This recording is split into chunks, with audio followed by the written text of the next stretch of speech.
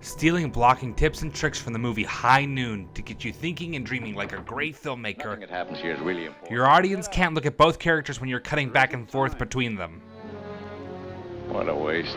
Please, let's go. But if your character has a reason to look away from the person they are talking to, you might be able to block them just right so you can see both their faces directly in frame. Look, Amy, this is my town. I've got friends here. I'll swear in a bunch of special deputies, and with a posse behind me, maybe there won't even be any trouble. You know there'll be trouble. Then it's better to have it here. She's turning away from him to collect her thoughts. It's a great way to show a character making a consequential decision. It's too long to wait. I won't do it. Amy! I mean it. If you won't go with me now, I'll be on that train when it leaves here. I've got to stay. I know you're not, But there's more than one way to skin a you know cat. how he is. This time, the character turns away to hide her fear. She crosses in front of the camera, and instead of more directly facing the camera, she looks to the side. It shows a kind of hesitation. She wants to look to him. She wants to be connected to him. He's an old flame. Nothing in life is... Director's not afraid to not show her face even if she's talking. Some directors might not be confident in having the character cross camera because it changes the line, forcing you to create a new close-up on its other side. Although this might add an extra shot, the extra movement reveals a lot about a character and is worth using. I'm packing now. That's good. And look, you can always have the character move back to the other side of the camera to reuse that same close-up. Un año sin verte.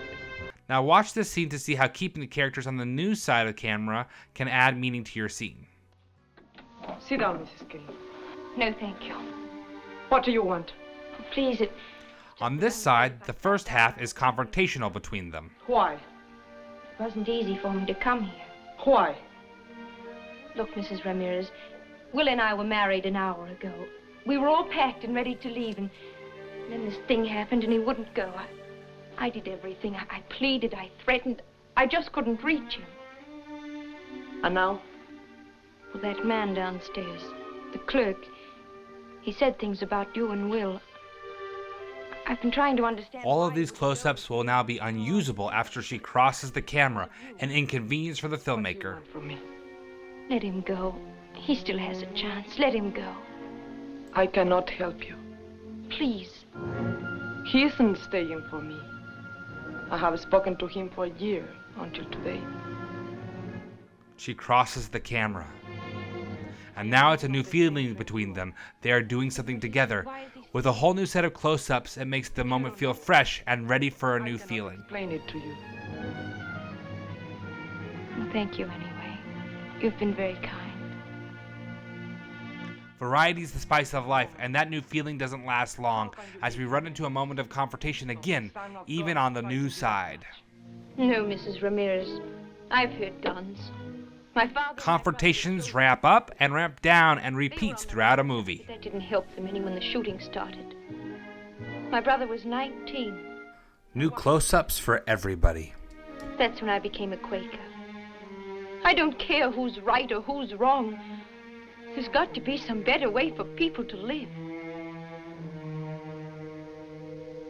Will knows how I feel about it. Just a minute. Are you going to wait for the train downstairs? Yes. Why don't you wait here? Happened and he wouldn't go. All of this goes beyond cheating for camera. Yes, this blocking serves the camera, but it also is motivated by the character's thoughts and feelings. When will you have your characters look away while looking to camera? Intentional blocking is powerful. I'm getting out. I'm packing now. That's good.